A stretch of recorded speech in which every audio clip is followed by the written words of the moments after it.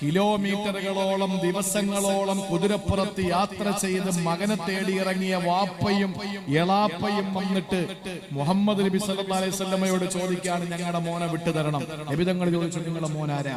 നിങ്ങൾ എനിക്ക് മനസ്സിലായില്ലല്ലോ. അപ്പോ ആ നബി തങ്ങളുടെ കൂട്ടത്തിലുള്ള ആ കുട്ടിയുടെ പേര് പറഞ്ഞു.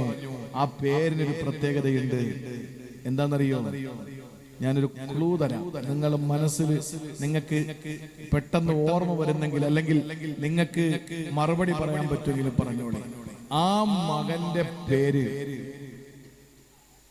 എഴുതപ്പെട്ട ഗ്രന്ഥത്തിൽ ആ മകന്റെ പേര് ഗ്രന്ഥമെടുത്ത് കയ്യിൽ വെച്ചിട്ട് വായിക്കണമെങ്കിൽ വുളു നിർബന്ധമാണ്. ആ മിടുക്കൻ.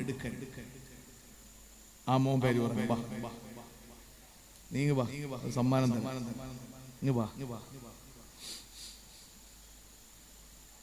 നമ്മുടെ കുട്ടികൾക്ക് മമ്മൂട്ടിയും മോഹൻലാലും കൂടെ ഇപ്പൊ അഭിനയിച്ച സിനിമയെന്ന് വെച്ചാൽ മക്കൾ പറയും. പക്ഷെ ഈ കുട്ടി ആ പേര് പറഞ്ഞു. ആ കുട്ടിക്ക് ഞാൻ ഒരു സമ്മാനം കൊടുക്കാം. മോന്റെ പേരെന്താ? സെയ്ദ് ഉമർ.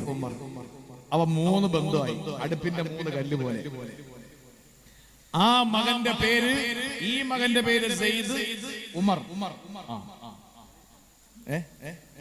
തങ്ങളെ വിഷയം മാഷാ അല്ലാഹ് ഒരു ചെറിയ വ്യത്യാസപ്പെടുത്തി.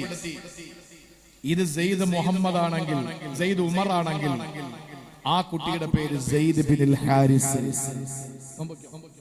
ആ മകൻ, ആ പേരിനൊരു പ്രത്യേകത ഉണ്ട്. എന്താ പ്രത്യേകത അറിയോ? ഖുർആനില് ഒരൊറ്റ സഹാബിയുടെ പേര് മാത്രമേ അള്ളാഹു പറഞ്ഞിട്ടുള്ളൂ. അത് ഈ സഹാബിയുടെ പേരാ, സെയ്ദ്.